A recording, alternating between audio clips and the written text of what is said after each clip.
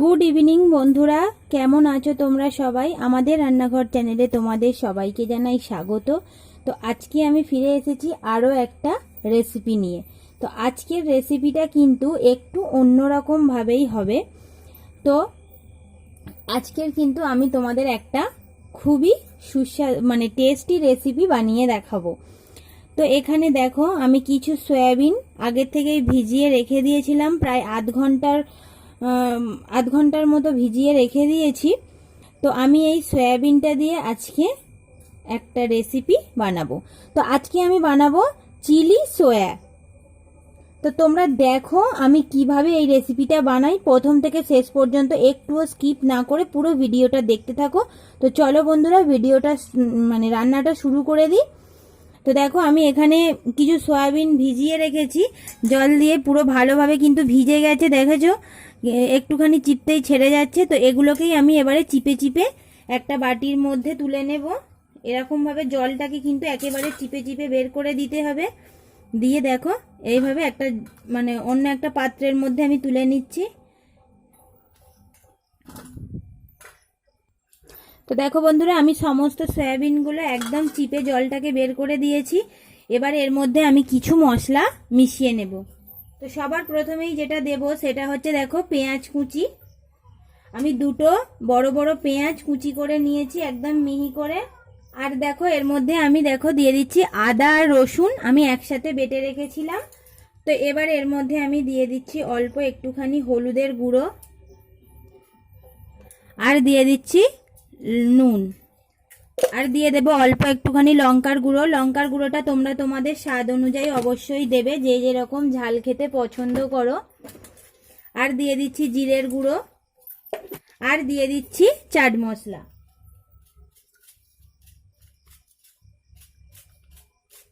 আর দেখো দিয়ে দেবো, এখানে আমি একটা ম্যাগি মশলা নিয়েছি। তো আমি এই এক প্যাকেট ম্যাগি মশলা পুরোটাই দিয়ে দেবো।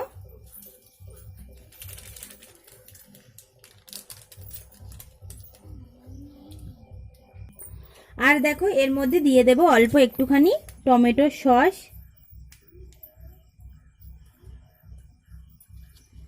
আর দিয়ে দেব অল্প একটুখানি সয়া সস।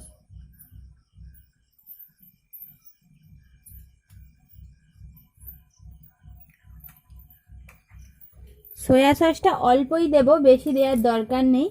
আর এখানে দেখো আমি একটা ডিম নিয়েছি, ডিমটা ফাটিয়ে দিয়ে দেব এর মধ্যে।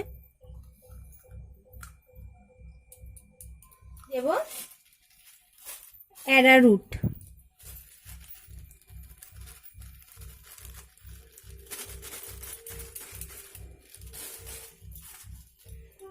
তো এবার এটাকে আমি ভালো করে মাখিয়ে নেব। তো দেখো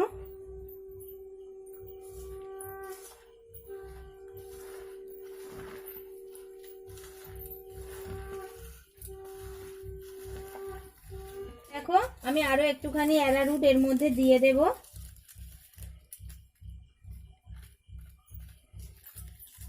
এইটুকু মাখাই, যদি কম পড়ে আবার দেব।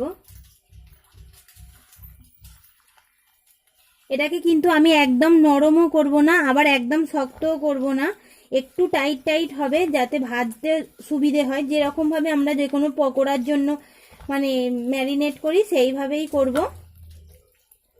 তো দেখো আমার এতেই হয়ে যাবে, আর আমার অ্যারারুট লাগবে না। তো দেখো এটাকে আমি ভালো করে ম্যারিনেট করে নিয়েছি।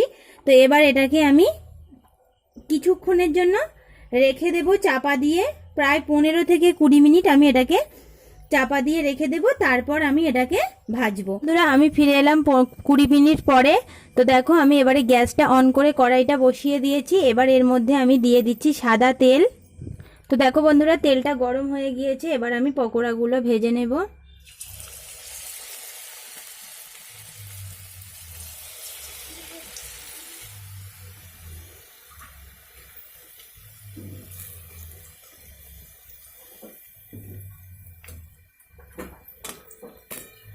তো দেখো বন্ধুরা, পকোড়াগুলো কিন্তু দেওয়ার সাথে সাথেই লাল হতে শুরু করে দিয়েছে। তো দেখো বন্ধুরা, আমার কিন্তু পকোড়াগুলো একদম লাল লাল করে ভাজা হয়ে গিয়েছে। এটা একটু বাকি আছে, যাই হোক। এগুলো দেখো পুরো এক ধার থেকে আমি তুলতে থাকি। আমার কিন্তু একেবারেই লাল লাল করে ভাজা হয়ে গিয়েছে। তো এবারে এগুলোকে আমি তুলে নেব। তো দেখো বন্ধুরা, আমি সেইগুলো তুলে আরও একবার পকোড়া ছেড়ে দিয়েছি। তো এগুলোকেও আমি ওই একইভাবে ভেজে নেব, আর সমস্ত পকোড়াগুলোকেও ওই একইভাবেই ভেজে নেব। তো দেখো বন্ধুরা, এই পকোড়াটাও ভাজা ভাজা হয়ে এসেছে। আর তোমাদেরকে আর একটা জিনিস আমি দেখাই, দেখো কেমন হয়েছে পকোড়াটা। দারুণ আছে, পুরো চিকেন পকোড়ার মতো লাগছে। কি না, এটা কিসের পকোড়া বলো তো? চিকেন চিকেন পকোড়া লাগছে না অন্য কিছু লাগছে? চিকেন এটা সয়াবিনের পকোড়া। সুন্দর চিকেন পকোড়ার মতো লাগছে। ভালো হয়েছে খেতে। তোমরাও বানিয়ে দেখবে, তোমাদেরও খুব ভালো লাগবে। এই পকোড়াটাও হয়ে গিয়েছে, তুলে নিই আমি। তো দেখো বন্ধুরা, আমার কিন্তু সমস্ত পকোড়াগুলোই ভাজা রেডি। তো এবার এর মধ্যে আমি কিছু সস মিশিয়ে নেব। তো এই পকোড়াতেই আমি ফার্স্টে দিয়ে দেব টমেটোর সস।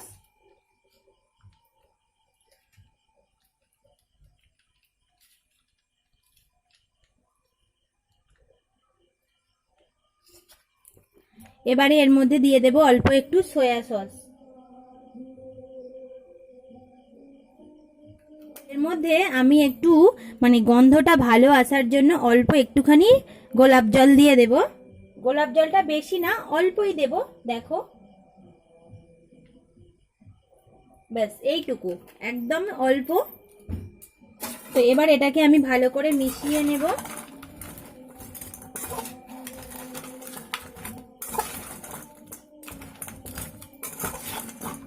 গোলাপ জলটা দিলে কিন্তু এই চিলি সয়ার মানে যে চিলি সয়াটা যে বানাবো তারপরে কিন্তু এর গন্ধটা কিন্তু খুব সুন্দর আসবে। তো আমি পকোড়াগুলোকে সসটাকে ভালো করে পকোড়ার মধ্যে মাখিয়ে দিয়েছি, দেখো। তো এবার এটাকে আমি এই সসটাকে মাখিয়ে আমি আবারও 20 মিনিট এটাকে রেখে দেব। তারপর আমি চিলি সয়াটা বানাবো।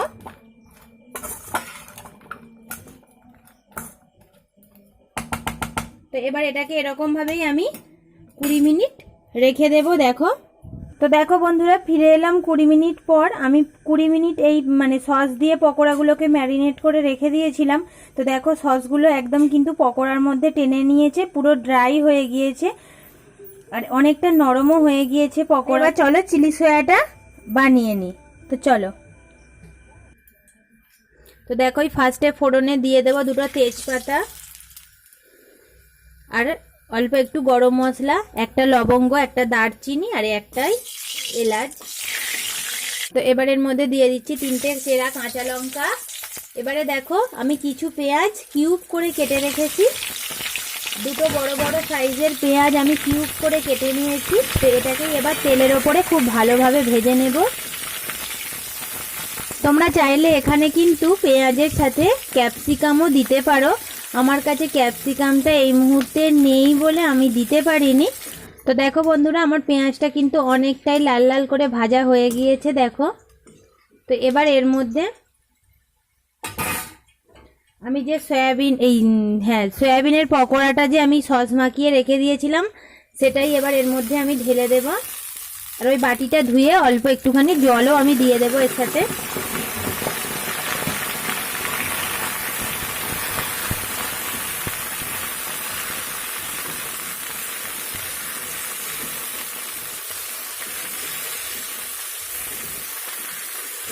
তো এবার এটাকে আমি একটুখানি কষিয়ে নেব। তো দেখো বন্ধুরা, এটা পুরো জলটা শুকিয়ে গিয়েছে আর আমার কষাটাও অনেকক্ষণ ধরেই কষানো হয়ে গেছে, প্রায় 4-5 মিনিটের মতো আমি কষিয়ে নিয়েছি। তো এবার এটার মধ্যে আমি অল্প একটু জল দিয়ে দেব।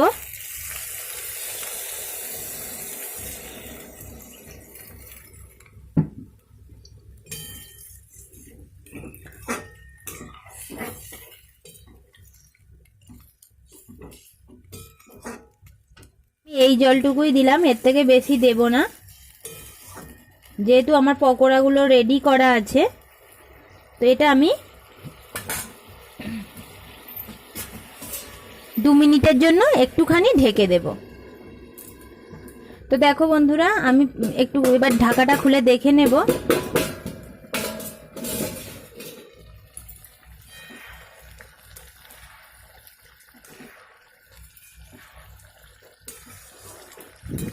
তো দেখো জলটা আগের থেকে অনেকটাই শুকিয়ে গিয়েছে, আর একটুখানি জলটাকে আমি শুকিয়ে নেব। আর পকোড়াগুলোও কিন্তু একদম সেদ্ধ হয়ে গিয়েছে। তো আমি এই অবস্থাতেই নামিয়ে নেব। গ্যাসটা আমি অফ করে দিই।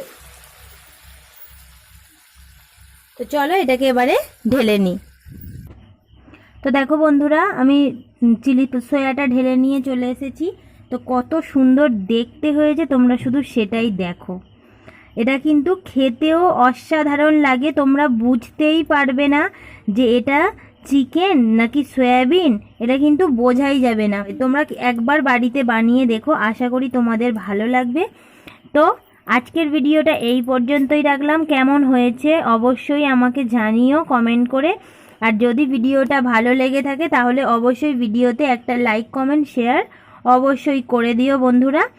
আর আমার চ্যানেলটাকে সাবস্ক্রাইব করে দিই, আর পাশে থাকা বেল আইকনটিটাকেও ক্লিক করে দিও, যাতে আমার চ্যানেলের সমস্ত নোটিফিকেশান তোমাদের কাছে সবার আগে পৌঁছে যায়।